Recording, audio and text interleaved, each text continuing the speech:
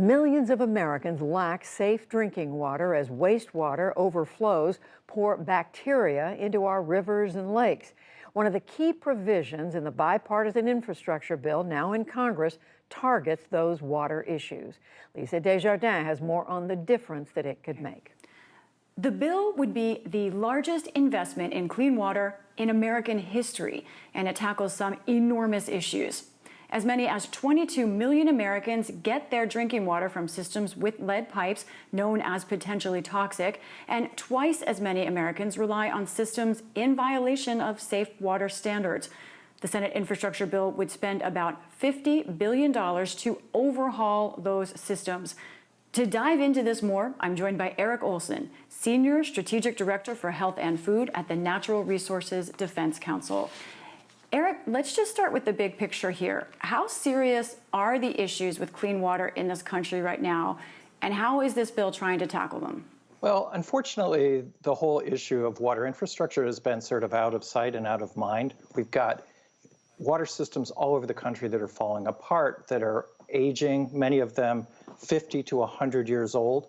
So it's a huge problem nationwide in all 50 states, and it's not just the lead pipes, but it's also things like combined sewer overflow with raw sewage going into lakes and streams.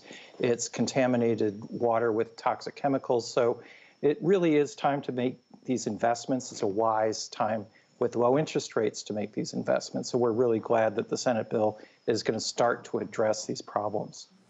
We really wanted to get our hands around what this means, so we reached out to one of the many communities affected, and one that actually Senate staffers went to when they were trying to write one version of this bill, Jackson, Mississippi, where they've been under water boil alerts off and on for much of this year. We talked to the mayor about their aging system and sort of what that really means for his residents. When I think about the challenges of families in Jackson, we have to realize that how they feel is more than just a mere feeling of inconvenience. It is fear associated with the inability to get water in their homes.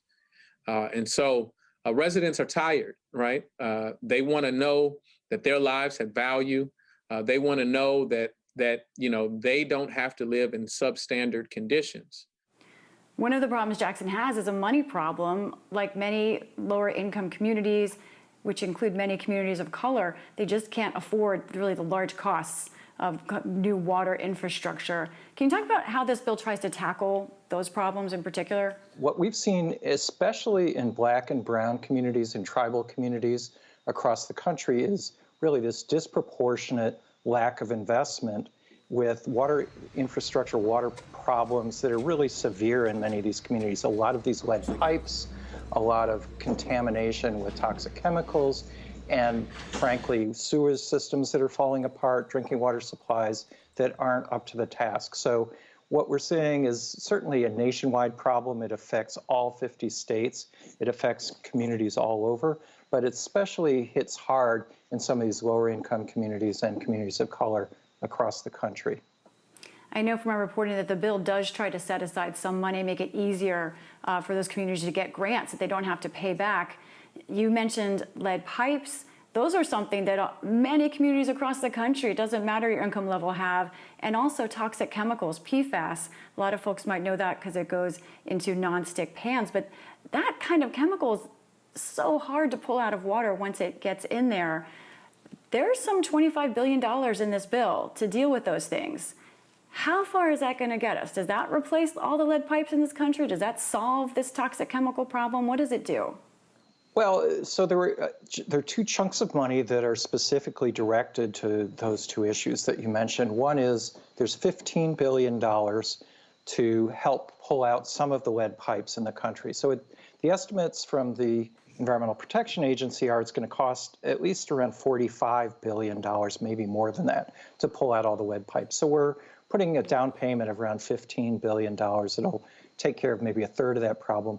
The other issue you mentioned are these forever toxic chemicals. They're called PFAS. They're used in nonstick pans, as you mentioned, but they're also used in a lot of other uses. They were used widely and still are used in some places as firefighting foam.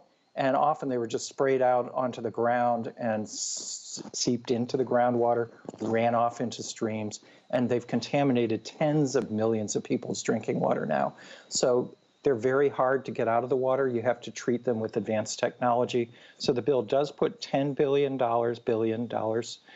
towards pulling some of those out of our water. So it sounds like this definitely would do something significant, maybe not solve the problem. You mentioned tribal communities, and we know that those are the areas of this country with the least access to water at all. We also wanted to hear what their thoughts were. We reached out and I spoke to the president of the Navajo Nation today. Here's what he said.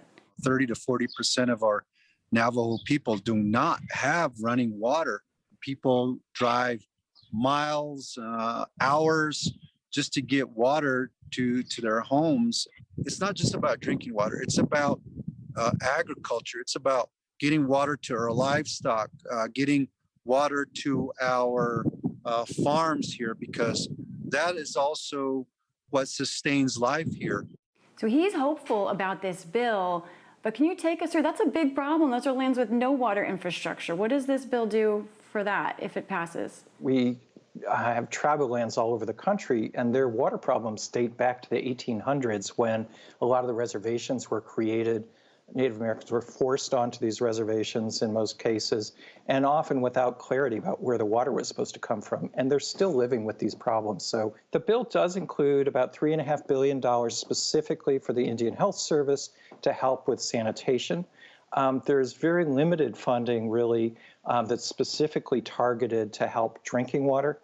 All right, Eric Olson, we're talking about big dollars, but we're also talking about big problems. We appreciate your time. It's my pleasure. Thank you for having me on.